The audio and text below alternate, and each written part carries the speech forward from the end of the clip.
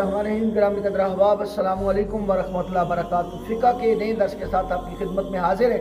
आज हम मोज़ा पर मसा करने के बाद उस मसा को तोड़ने वाली चीज़ों का बयान करेंगे।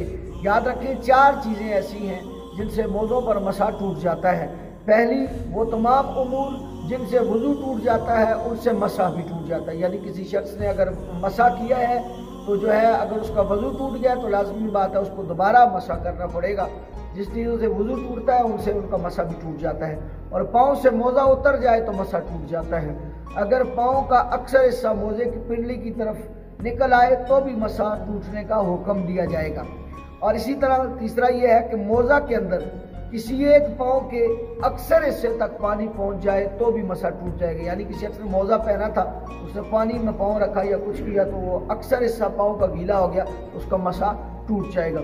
इसी तरह मसा की मुद्दत पूरी होने के बाद भी जो है वो आपका मसा टूट जाएगा।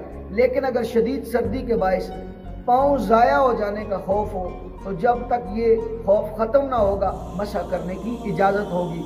आखिरी 3 सूरतों में सिर्फ पाँव धो ले, जबकि पहली सूरत में मुकम्मल वुज़ू करे। आज मैंने अर्ज़ किया कि सर्दी का खौफ हो तो फिर आप ड्यूरेशन टाइम नहीं देखेंगे कि मैं मुसाफिर हूँ या मैं मुकीम।